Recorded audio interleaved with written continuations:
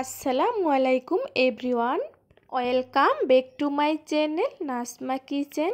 আজকে আমি আপনাদের সাথে শেয়ার করব এই যে দেখতে পাচ্ছেন তিনটা সুন্দর সুন্দর চীনা হাঁস। এই হাঁসগুলো রান্না করা হবে আর আমি আপনাদের সাথে শেয়ার করব। অনেকেই তো অনেকভাবেই হাঁসের মাংস রান্না করে খেয়েছেন। অনেকেই বলে হাঁসের মাংস নাকি গন্ধ করে। আজকে আমি গন্ধহীন হাঁসের মাংস রান্না করা শেয়ার করব। আর হাঁসের মাংস কম বেশি আমরা সবাই অনেক পছন্দ করে থাকি। আশা করি আজকের এই রেসিপিটি আপনাদের সবার ভালো লাগবে। আর ভালো লাগলে অবশ্যই লাইক, কমেন্ট, শেয়ার এবং সাবস্ক্রাইব করে পাশে থাকা বেল আইকনটি বাজিয়ে দিবেন।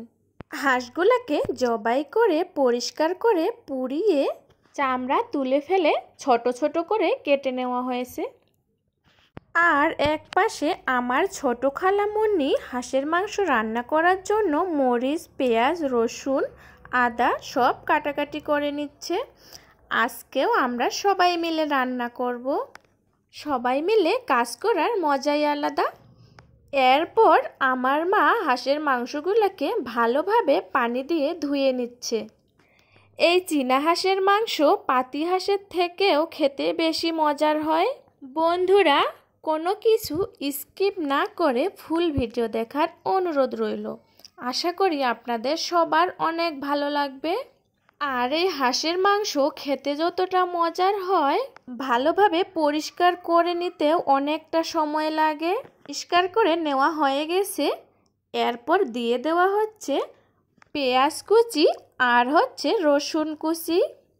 এরপর রসুন বাটা, আদা বাটা, পরিমাণ মতো লবণ। আপনারা আপনাদের পরিমাণ মতো লবণ, হলুদ, মশলা দিয়ে দিবেন। এখানে অনেকগুলা মাংসই একসাথে রান্না করে নেওয়া হচ্ছে, এই জন্য বেশি বেশি করে নেওয়া হচ্ছে। 3টা হাঁসের মাংস একসাথে রান্না করা হবে। এরপর হলুদের গুঁড়া পরিমাণ মতো, এরপর মরিচের গুঁড়া।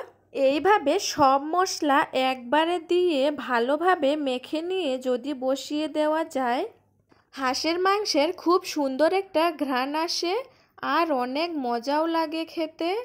হাঁসের মাংসের গন্ধটাও চলে যায়। এরপর দিয়ে দেওয়া হচ্ছে জিরা বাটা আর গরম মশলা বেটে নেওয়া হয়েছে। গ্রামের মানুষেরা মাটির চুলায় এইভাবেই হাঁসের মাংস রান্না করে খায়। আর এই হাঁসের মাংসের স্বাদ শুধুমাত্র গ্রামের মানুষরাই চিনবে। মাটির চুলায় যেভাবে রান্না করা হোক না কেন, খেতে কিন্তু অসাধারণ হয়। এরপর দিয়ে দেওয়া হচ্ছে সয়াবিন তেল। সব মশলা দিয়ে দেওয়া হয়ে গেছে। এখন হাত দিয়ে সব মশলা ভালোভাবে মিশিয়ে নিতে হবে। এইভাবে হাত দিয়ে যতক্ষণ হাঁসের মাংস মেখে নিতে পারবেন, হাঁসের মাংসের স্বাদ দ্বিগুণ বেড়ে যাবে। আমার চ্যানেলে নতুন যদি কোনো বন্ধু আসে থাকেন, এখনও চ্যানেলটি সাবস্ক্রাইব করে দেননি, অবশ্যই চ্যানেলটি সাবস্ক্রাইব করে পাশে থাকা বেল আইকনটি বাজিয়ে দিবেন।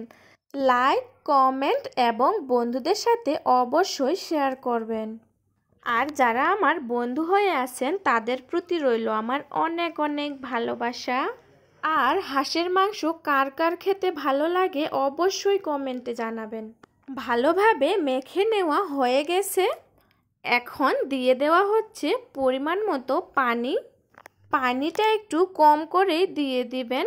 এগুলো হচ্ছে চীনা হাঁস, পাতি হাঁসের মতো না, সিদ্ধ হতে অনেকটা সময় লাগে না, খুব তাড়াতাড়ি অল্প সময়ে সিদ্ধ হয়ে যায়। এরপর চুলার উপর বসিয়ে দিয়ে ঢাকনা দিয়ে ঢেকে দেওয়া হলো। বন্ধুরা, আজকের এই হাঁসের মাংস রান্নার রেসিপিটি আপনাদের কাছে কেমন লাগতেছে অবশ্যই কমেন্টে জানাবেন। আপনাদের ওই সুন্দর সুন্দর কমেন্ট ভিডিও বানানোর উৎসাহ বাড়ায়।